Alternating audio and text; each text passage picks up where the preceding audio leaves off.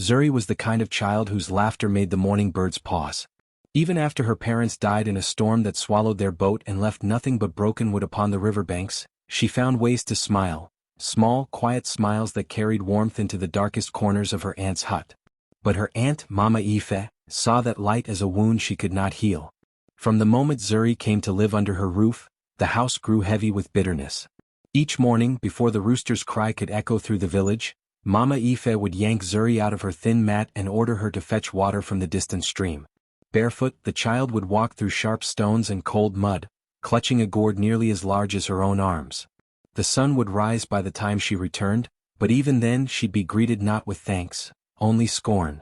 "You move like a crippled snail," her aunt would bark, snatching the gourd away. "Even your shadow is lazy." The other villagers pitied Zuri, yet none dared interfere. Mama Ife was a respected woman, a widow known for her fierce temper and sharp tongue. Her hut stood near the market square, where the scent of roasted maize and palm oil filled the air, and everyone whispered of how she once dabbled in charms to protect her late husband's trade. They said her heart had hardened after his death, that something in her broke beyond repair. But if grief had carved her edges, cruelty had shaped her core. Zuri learned to survive through silence. When her aunt starved her, she learned which fruits hung wild beyond the fences. When beaten, she learned to hide her tears in the rain. When mocked, she whispered songs her mother once sang, songs about rivers that remember every secret and fires that tell no lies. At night, when Mama Ife snored after drinking palm wine, Zuri would stare at the stars through the roof's holes and imagine her parents among them, watching her. "One day," she'd murmur, "the wind will carry me somewhere kind." But kindness was rare in that house. The stove, a large clay structure that dominated the kitchen, was her prison and punishment. Mama Ife often made her sit near it for hours while stirring stew, the heat scorching her arms. "If you can't make the food hot enough," she'd sneer, "then let the fire teach you." Zuri's thin frame would tremble, her eyes watering as smoke filled her nose. Yet she never complained. There was something almost sacred in how she endured, as though the flames dared not touch her too deeply. Sometimes the neighbors noticed strange things. When Zuri tended the stove, the flames burned steady, never spilling beyond their circle. When her aunt cooked, they spat and hissed, sometimes leaping toward her sleeves. "That child," one old woman whispered, "the fire listens to her." Mama Ife would glare, pretending not to hear, but deep inside, the words unsettled her. Her jealousy grew with every passing day. How could this frail girl, this unwanted orphan, still carry such calm, such beauty? How could she, who had lost everything, still shine brighter than those who had much? Envy became a poison in Mama Ife's blood. She began to look at Zuri not as kin, but as something unnatural, something that refused to be broken. One afternoon, after Zuri returned from the stream with bruised feet and a faint smile, Mama Ife's rage finally boiled over. "You think you're better than me?" she spat. "You think your dead mother's spirit protects you?" Her voice cracked like dry wood. "Let's see if your fire friends will still dance for you when I tie you to their breath." Zuri didn't answer. She simply lowered her gaze and whispered, "I don't wish harm, Aunt. I only wish peace." But her quiet tone only stoked the woman's fury further. From that moment on, Mama Ife began to plan something cruel, something that would test whether Zuri's light could truly survive the flames.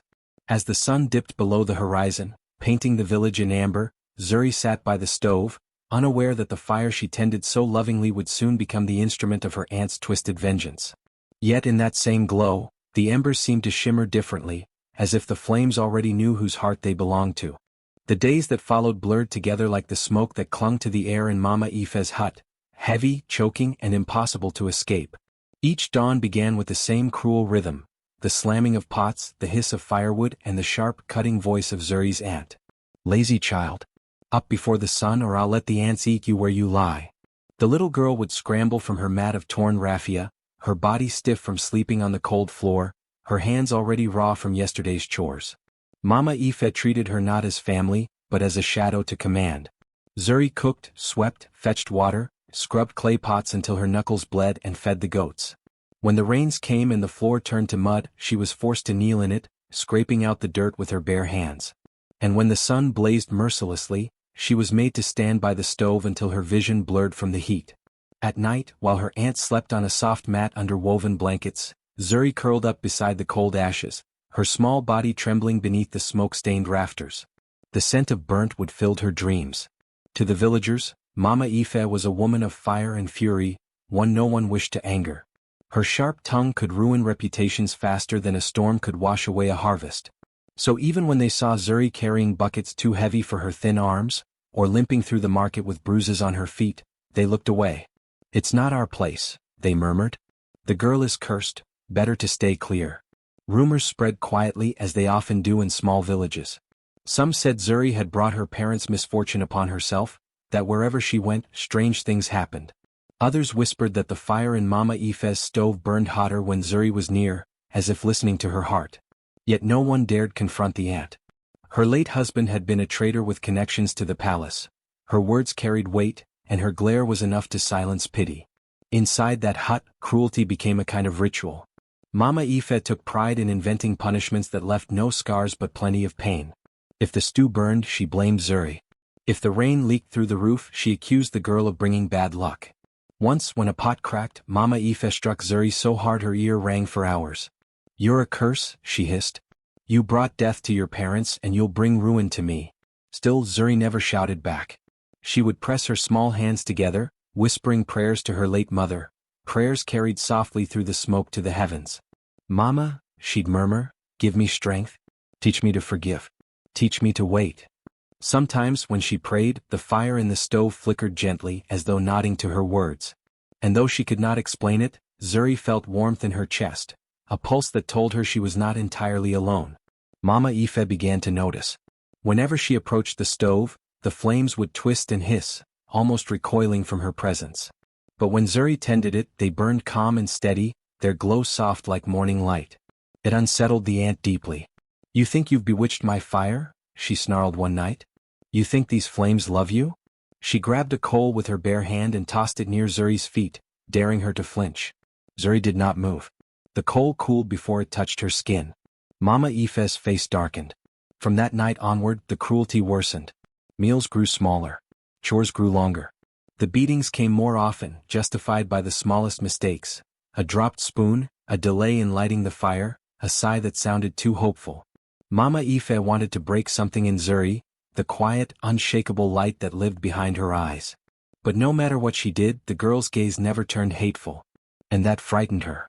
Because in her heart, Mama Ife felt something she could not name, a creeping sense that the child she tormented was not as helpless as she seemed. That there was a strength in her silence, a power in her prayers. The fire that had once been her ally now seemed to favor the orphan. So when misfortunes began, the spilled grain, the broken roof beam, the cracked water jar, Mama Ife's bitterness boiled over into madness. "You bring rot to my home," she screamed. "Even my shadow recoils from you." Zuri said nothing.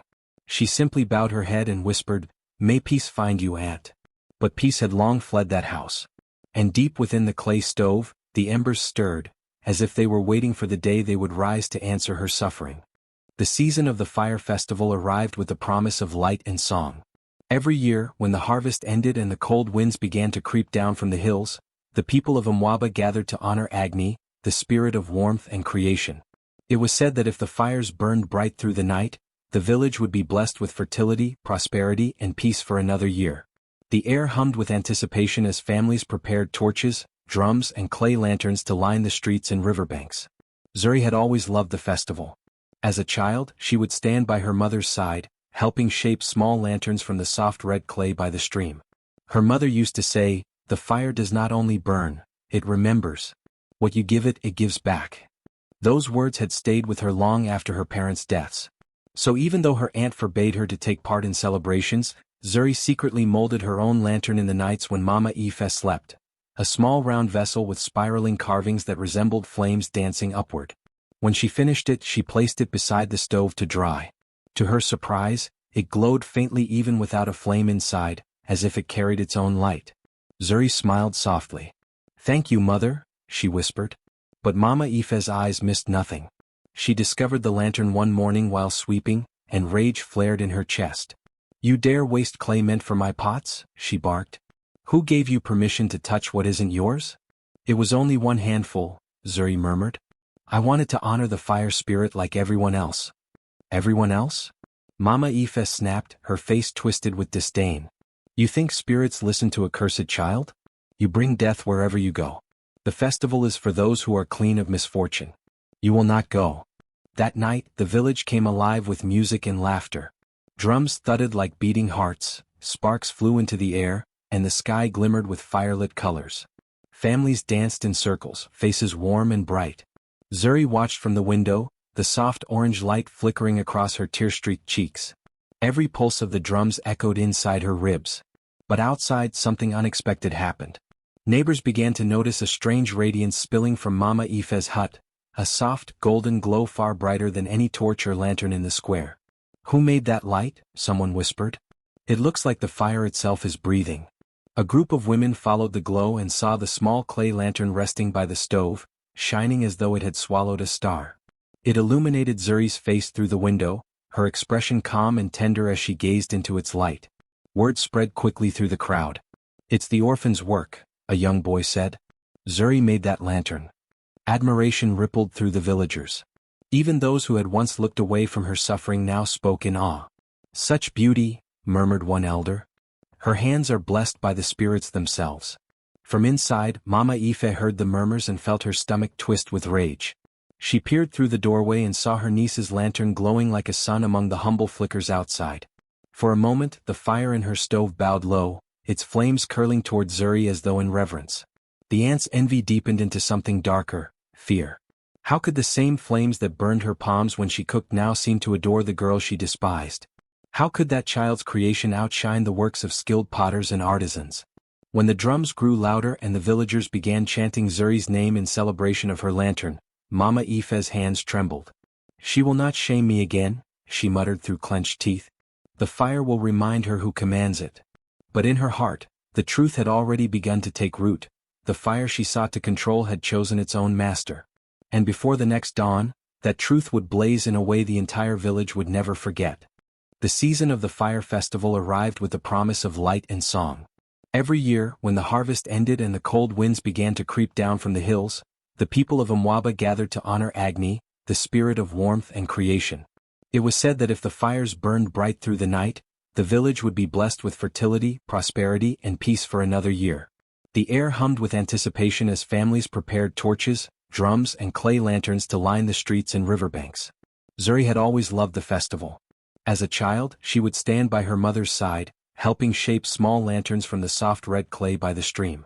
Her mother used to say, "The fire does not only burn, it remembers. What you give it, it gives back." Those words had stayed with her long after her parents' deaths. So even though her aunt forbade her to take part in celebrations, Zuri secretly molded her own lantern in the nights when Mama Ife slept.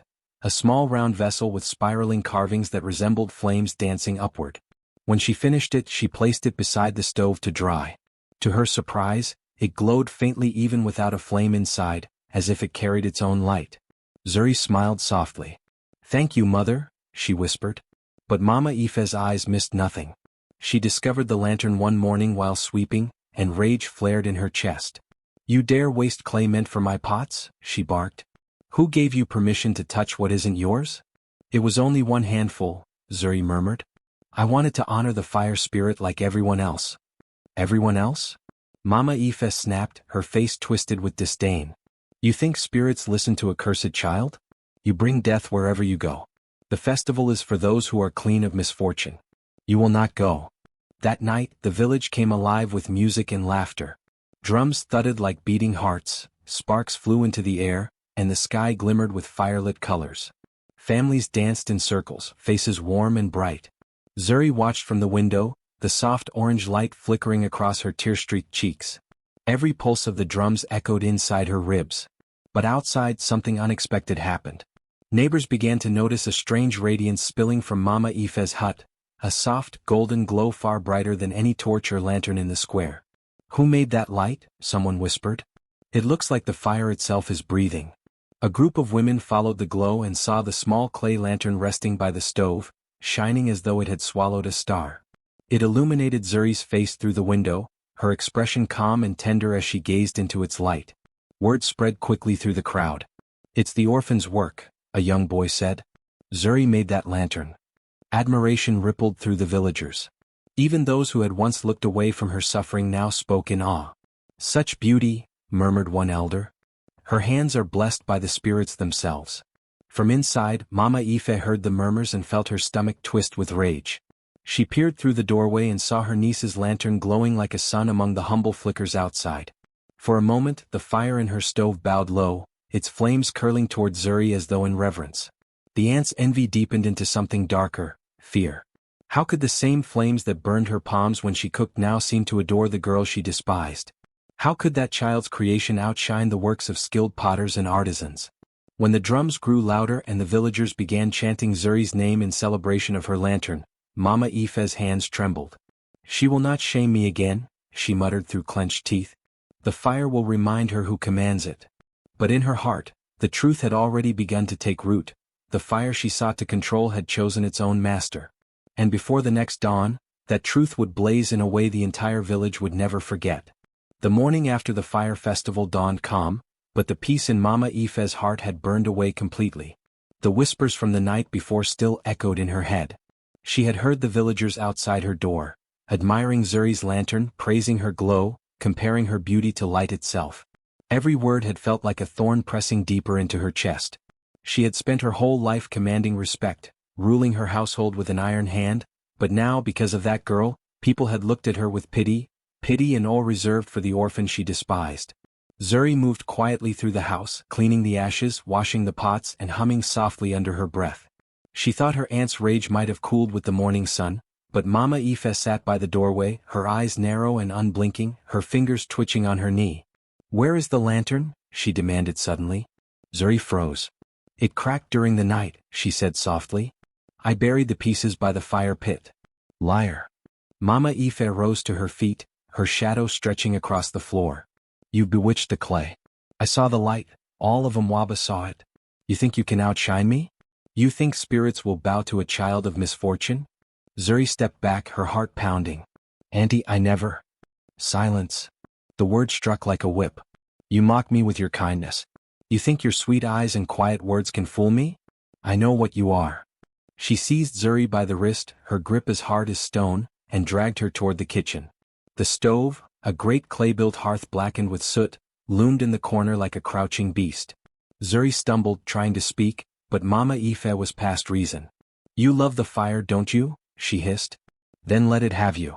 Before Zuri could move, her aunt yanked a rope from the wall, one used to bundle firewood, and bound her wrists together. The coarse fibers bit into her skin. Zuri's breath came fast and shallow, her pulse echoing in her ears. "Auntie, please," she whispered. "The spirits won't. The spirits will obey me." Mama Ife spat, shoving her down beside the stove. "Let's see if your magic protects you now." She struck a match and tossed it into the stove. The flames hissed, caught on the dry wood, and began to climb. The air filled with heat and smoke. The light painted the walls red and gold, flickering like restless spirits. Zuri closed her eyes. She could feel the fire's warmth creeping closer, licking at her ankles, then her legs, but there was no pain, only a strange calm. The flames swayed like dancers, moving toward her slowly, cautiously, as if recognizing something within her. Mama Ife stepped back, her mouth twisted in cruel satisfaction. "Yes," she murmured. "Burn her. Burn her to ash." But the fire did not obey. Instead of roaring, it softened. The flames turned from orange to deep gold, curling upward like ribbons in a gentle breeze. They brushed Zuri's bound wrists and shimmered, forming glowing threads of light. The rope began to smolder, not from destruction but release. It fell apart softly, turning into dust that sparkled like embers. Zuri lifted her head, eyes wide with wonder. The fire circled her wrists, flickering and bowing like a living creature. It moved close enough to kiss her skin but never burned her. Instead, it seemed to hum, a low, resonant sound that filled the room like a heartbeat. Mama Ife gasped. "No. No." She stumbled backward, grabbing a ladle and throwing water at the flames. The water hissed and vanished before touching Zuri. The fire rose higher, arching protectively around the girl. The heat grew so intense that the walls trembled, yet Zuri's skin gleamed untouched, her face serene. "Stop!" Mama Ife cried, her voice cracking. "You're no human child." Zuri's lips parted, and her voice came out quiet, steady, a whisper that cut through the crackle of flames. "I am my mother's daughter." The golden fire swelled, swirling around her like a cloak. In its glow, shapes appeared, faint, shimmering outlines of women with crowns of flame, their eyes like molten gold. They looked upon Zuri with warmth and pride. Mama Ife's knees buckled. She clutched the doorframe trembling. Ancestors, what is this? The spirits' voices were soft but carried weight. The blood remembers. The fire remembers. The flames began to calm, dimming to a steady glow. Zuri rose to her feet, the ashes falling away from her hands. The ropes were gone, and her skin shone with faint golden patterns, like the traces of embers on dark clay. The fire bent low, flickering once more before bowing out, leaving only warmth and silence in its wake. Mama Ife stared, unable to move, her eyes wide with disbelief. The girl she had tried to destroy stood unburned, untouched, surrounded by light. Zuri turned toward her aunt, her expression unreadable, neither anger nor pity, only truth. "The fire knows who is pure," she said softly. Mama Ife could not reply. Her voice had abandoned her, her heart pounding in terror. For the first time she realized that the power she had mocked was real, and it had chosen Zuri, not her. Outside, neighbors who had heard the shouting gathered near the window. Through the crack they saw Zuri glowing faintly beside the stove, while Mama Ife knelt trembling in the doorway. Whispers spread like wind through the village. That night no one slept easily. The tale of the orphan and the fire would travel fast, a story of cruelty met with divine justice. But for Zuri the moment was more than vengeance. It was awakening, a quiet understanding that the warmth she had always felt inside was not weakness. It was power. And now that power had revealed itself in full. The fire swirled like a living spirit, its golden tongues moving with purpose and grace. As it rose around Zuri, it did not burn her flesh. Instead, it caressed her skin like a warm embrace. The air shimmered with power, a soft hum vibrating through the floorboards. Zuri could feel it deep in her chest, a pulse steady and ancient, as though the very heart of the earth beat in rhythm with her own. She lifted her head, her tears drying instantly as the light surrounded her face. The ropes around her wrists began to smoke, then crumble into dust. The flames curled higher, yet she felt no fear, only peace, a strange knowing that this fire had always known her name. The aunt stumbled backward, her mouth open, eyes wide with terror. What are you?" she gasped. Her voice trembled as the orange glow reflected in her pupils. The heat in the room grew fierce, but not toward Zuri. It pressed against the aunt, forcing her to shield her face. Zuri stood, her silhouette outlined in gold, her hair lifting slightly as if in a gentle wind. The stove's metal bent with a groan, glowing red-hot, but the flames bent forward, bowing before her like loyal servants greeting their queen. Zuri could hear whispers now, not from the world around her but from within the fire itself. Ancient words, soft and melodic, echoed in her mind. "Child of flame, daughter of warmth, you have returned." She blinked, startled, but a wave of calm followed. Images flashed in her thoughts, her mother's gentle smile, a fire dancing in their old home, and a glowing mark hidden beneath her mother's necklace. The realization struck her like thunder. Her mother had always carried this gift, the secret of the Fire Mother's bloodline. It was no curse, it was legacy. The aunt's cries broke her trance. "Stop it! Stop this madness!" she shrieked, her back pressed against the wall. Pots fell, embers scattered, and smoke filled the kitchen, but the fire did not harm Zuri. She stepped forward, her bare feet leaving glowing prints on the floor, though the boards never burned. The flames swayed in her direction, following her movements as though drawn by invisible strings. The light danced on her skin, painting her face with strength and sorrow. Zuri raised her hand, and the fire quieted instantly. The once roaring blaze settled into a low, rhythmic pulse, alive but calm. The golden aura lingered around her fingers, then sank into her palms like molten light returning home. She could feel its heartbeat merging with hers, each throb a reminder of who she truly was. The Fire Mother's voice lingered faintly in her ears. "You are not meant to be consumed. You are meant to command." The aunt, trembling, could barely stand. You're a witch," she spat, though her voice broke halfway through. Zuri looked at her, pity softening her expression. "No," she whispered, her tone steady and clear. "I'm what you feared, the light that doesn't burn." The words carried weight far beyond her years, and for a moment, even the wind outside the hut seemed to listen. From the chimney, the flames rose skyward in a column of gold, piercing the night like a beacon. The villagers saw it and ran from their homes, shouting in panic. But those who looked closely noticed something strange. The fire did not consume the hut. It shimmered around it, swirling like a spirit dancing in devotion. In the heart of it all stood Zuri, radiant and untouched. As the glow dimmed, the fire retreated into the stove once more, leaving behind an eerie stillness. The ropes had vanished and the air smelled of sweet smoke. Zuri took a deep breath, feeling lighter than ever. She knew this was only the beginning. The fire had chosen her, and it had made its promise clear. The ant collapsed onto her knees, her pride broken, her spirit trembling. She could no longer see Zuri as the helpless orphan she had tormented. In her place stood something greater, a girl reborn through flame, her presence commanding both awe and fear. Zuri turned her gaze toward the open door, where dawn's first light peeked over the horizon. The fire within her pulsed softly, alive but calm, waiting for her next command. For the first time Zuri smiled, not out of joy but out of understanding. The fire hadn't come to destroy, it had come to awaken. And she knew that from this moment on, her destiny was no longer chained to the cruelty of her aunt or the silence of her suffering. The warmth that had once kept her alive in darkness was now hers to guide, to protect, and to wield. The Fire Mother's blood ran through her veins, glowing like gold beneath her skin. The flames bowed once more before her, a silent promise that they would rise and fall at her will. The fire had not spared her by accident, it had recognized its own. The ant's scream tore through the night, a desperate, ragged sound that echoed off the mud walls of the hut. Her trembling hands grabbed a bucket of water, sloshing it wildly toward the stove, but the moment the water touched the fire, it hissed, not in surrender but in fury. Sparks shot out like arrows, striking the walls and igniting them in bursts of orange. The ant stumbled back, her heart pounding as the flames seemed to come alive, growing taller, sharper, and strangely deliberate in their movements. They began to twist, forming shapes that flickered between shadow and light, faces, hands, eyes. Each one mirrored her own cruelty, her rage, her years of tormenting the helpless girl she had called a curse. "Stop. Stop this devilry," she cried, swinging a broom uselessly at the air.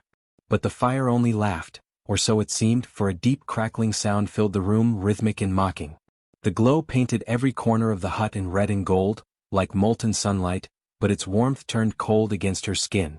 She tried to flee, but the flames blocked her path, curling around the doorframe like serpents guarding a sacred gate.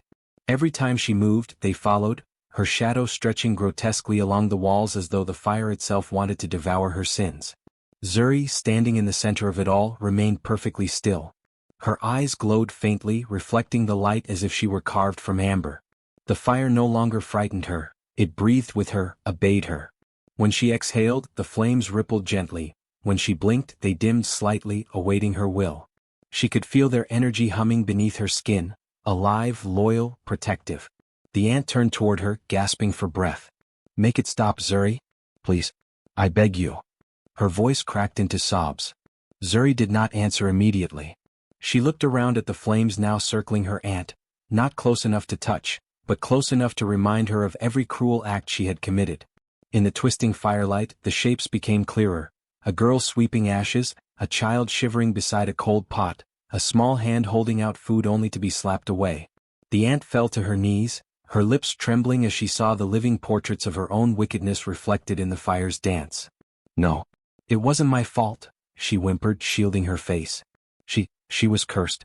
I only—" But the flames hissed sharply, cutting her words short. Their light flared, illuminating the entire hut, spilling out through cracks and openings until the night outside glowed with a golden hue. Villagers who had been preparing for sleep ran from their homes, shouting in alarm. "The fire! The fire has reached the potter's hut," one man yelled, grabbing a jug of water. Others followed, their faces pale with fear and confusion. Yet as they neared the yard, they stopped in stunned silence. Through the smoke and heat, they saw something impossible. Zuri, the orphan girl everyone pitied, standing unharmed in the heart of the blaze. Her thin dress shimmered like silk under the golden light, her hair lifted slightly as though the fire itself were breathing around her. The flames bowed and twisted gracefully, forming a ring that pulsed with rhythm, almost like a heartbeat. It was not chaos. It was worship. The villagers froze in awe. "She's not burning," a woman whispered, her voice trembling.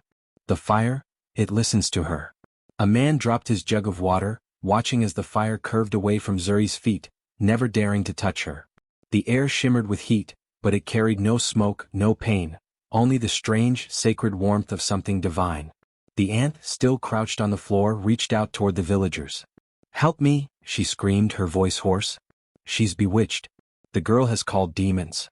But no one moved. They could see her madness, her guilt.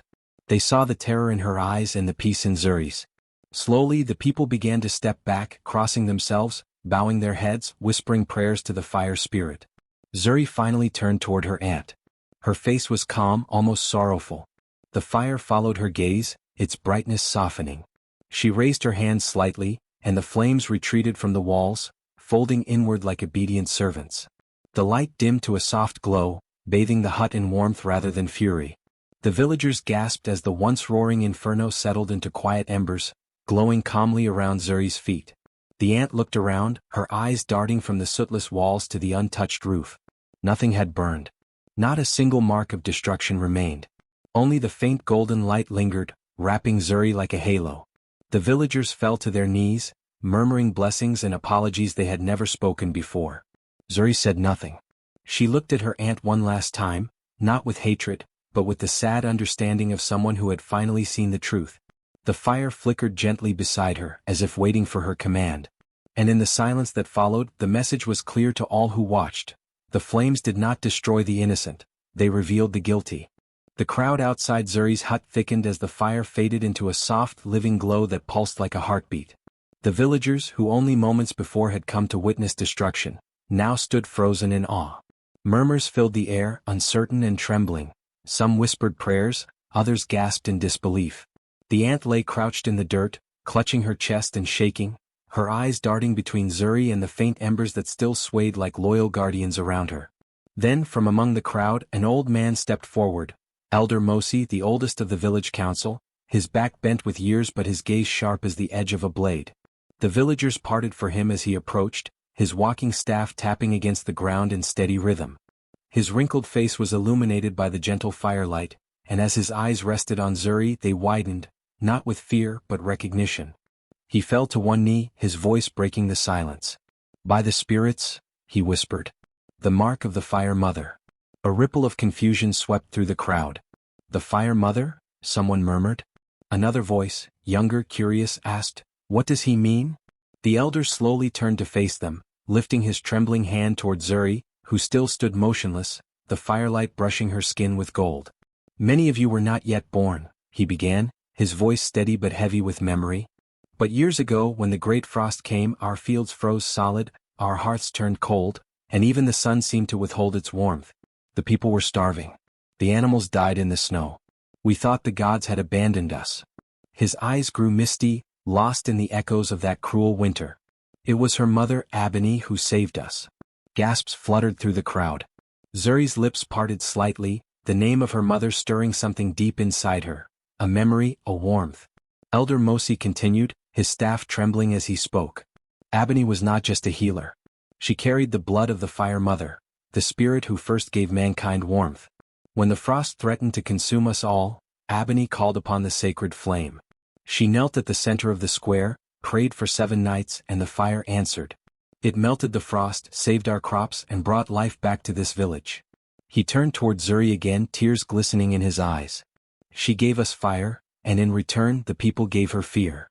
A low murmur of guilt rolled through the crowd. The villagers exchanged uneasy glances, recalling whispered rumors, the cruel gossip that had surrounded Abeni and later her daughter. "She was accused of witchcraft," the elder said bitterly, his voice trembling. "And though she forgave you all, she left in sorrow.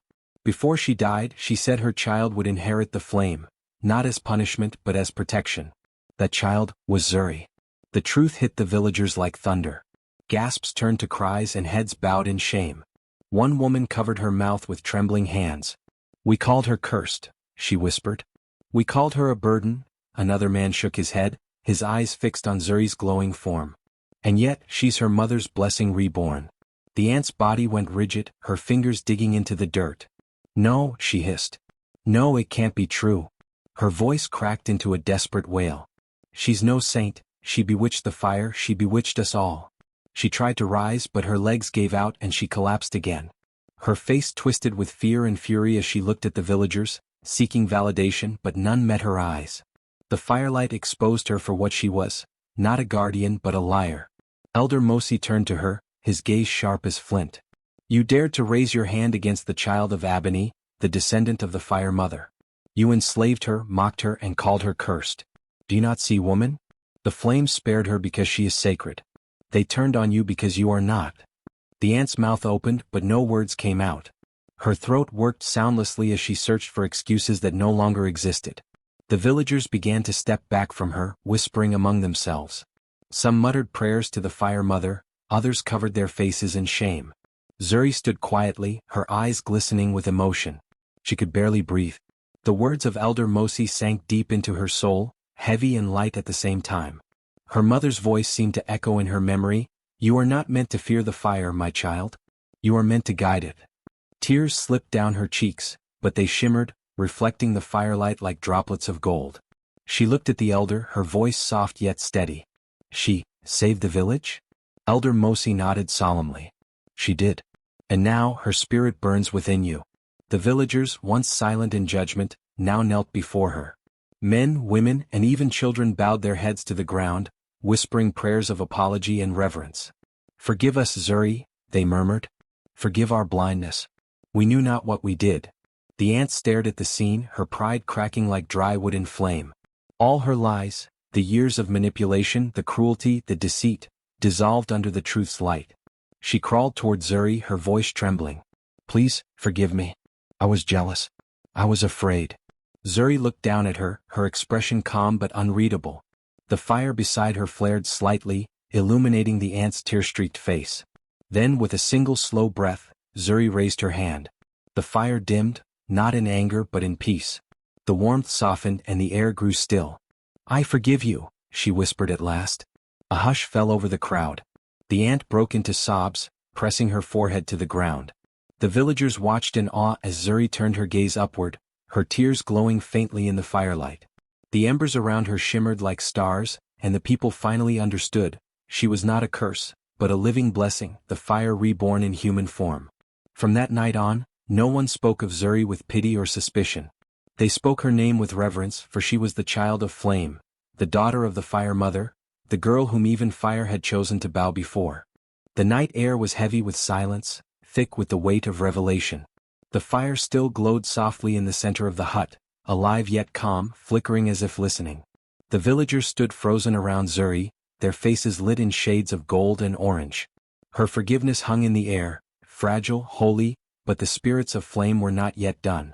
They stirred restlessly, whispering in tongues older than words. Zuri's aunt, trembling on her knees, raised her tear-streaked face.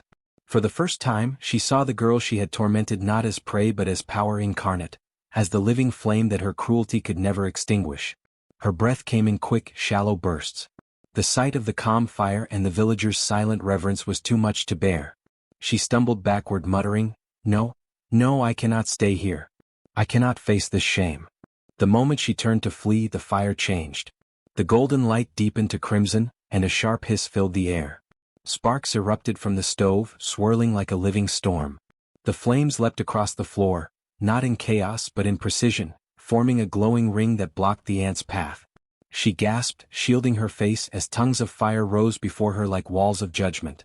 "Please," she cried, her voice cracking with fear. "I meant no harm." But the flames responded not to her words, only to her truth.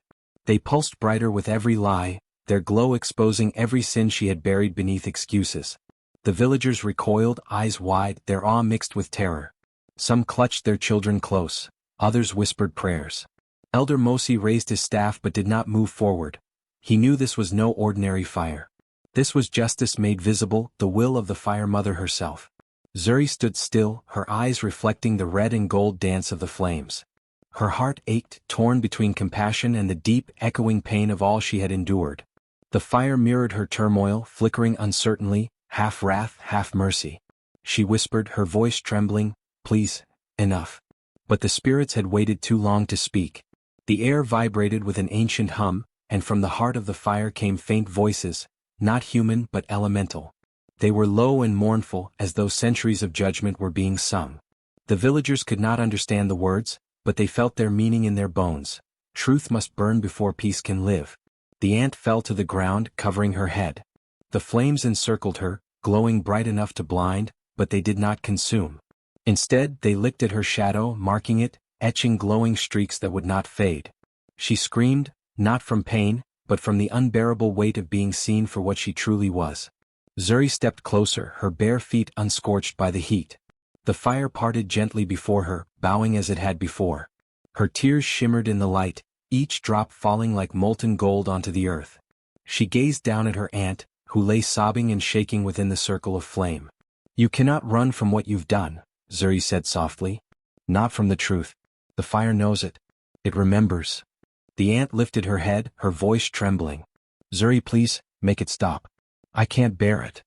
Zuri's gaze softened. "It's not me you need to ask, aunt. It's the fire." The woman turned, weeping, to the glowing circle. "Please, please forgive me," she whispered into the crackling air. "I was blind. I was cruel. I took her kindness for weakness. Her voice broke as the flames surged higher for a moment, then slowly lowered, their color shifting back to gold. The air cooled, the heat melting into warmth. The fire had heard her. The villagers gasped as the flames drew back, leaving only a faint shimmer around the aunt's body. On her wrists and forehead glowed faint red marks, the shape of leaves and embers, symbols of shame and remembrance. Elder Mosi stepped forward, awe in his voice. "The mark of the judged," he said solemnly. "The fire has spared her life, but it has branded her soul. She will carry that sign until her heart learns truth." The aunt looked down at her arms, trembling as she traced the faint glow beneath her skin. It didn't hurt, but it burned in her mind, a reminder she could never erase. Zuri knelt beside her, her expression full of quiet strength. She took her aunt's hands, the same hands that had tied her to the stove, and held them gently. "You are still family," she said softly. "But the fire will remind you of what family truly means, not control, not cruelty, but care." The aunt broke down, sobbing into Zuri's lap. The villagers watched, moved to tears. Some knelt and bowed their heads, others whispered blessings under their breath. The air, once tense, now carried a strange peace. As dawn approached, the first light of morning touched the village roofs. The last embers glowed softly, like stars resting on the ground. The people saw the stove, once a symbol of punishment, now shining faintly with warmth, a sacred thing. Elder Mosi turned to the crowd and lifted his staff. "Let it be known," he declared, "that the fire bows to truth, not to blood or status. It has judged this house and shown mercy to the worthy. May none among us forget the night the fire spoke." The villagers murmured their agreement. Zuri rose to her feet, her face calm, the firelight still glowing faintly around her like a crown. The aunt knelt behind her, marked but alive, humbled by the very force she had tried to use in cruelty. As Zuri stepped outside, the wind carried a warmth that brushed her skin like a blessing.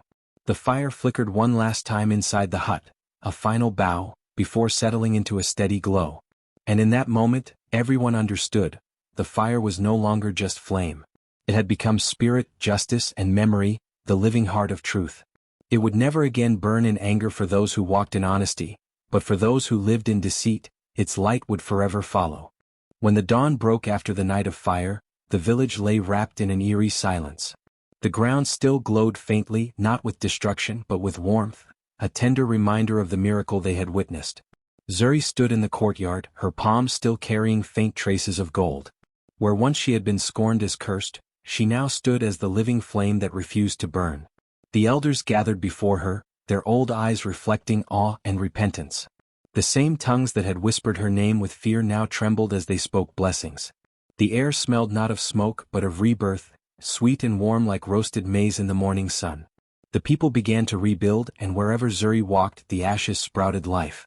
Charred soil turned rich and dark beneath her feet. Burned walls shimmered and sealed themselves as if kissed by light. It was said that her breath carried warmth to newborns, her touch soothed fever, and her laughter could ignite lamps that refused to burn. When the cold season came again, the first frost dared to touch the fields, but melted the moment Zuri stretched her hand toward it. The harvest that year was unlike any other. Corn stalks grew tall and golden, and the yam roots fattened beneath the earth. Villagers who once shut their doors to her now waited at their thresholds for her morning visit, for it was believed that if Zuri's shadow touched your home, it would never grow cold again. She became not a goddess but a guardian, one who carried both humility and fire in equal measure. Her mother's spirit, they said, smiled through every flame that danced in Zuri's presence. Children born during the new harvest were named after her, Zuri, the warmth bringer, a name once whispered with fear now spoken with pride. As for her aunt, she lived in the same house where the fire had first bowed to Zuri. Though the villagers forgave her, the guilt never loosened its grip. Each time she lit a lamp, she swore she could see Zuri's golden eyes reflected in the flame, calm, forgiving but unforgetting. The fire never hurt her, yet it never let her rest. Its crackle sounded like a whisper, "You tried to destroy light, but it chose mercy instead." Sometimes Zuri visited her, not with anger but compassion. She brought food and warmth, for forgiveness had become her truest power. The ant would bow low, her eyes wet, whispering, "You should have let it take me." But Zuri only smiled gently. "No fire destroys what it recognizes as kin," she would say. In time, the story of the Fire Mother's bloodline spread beyond the borders of their village.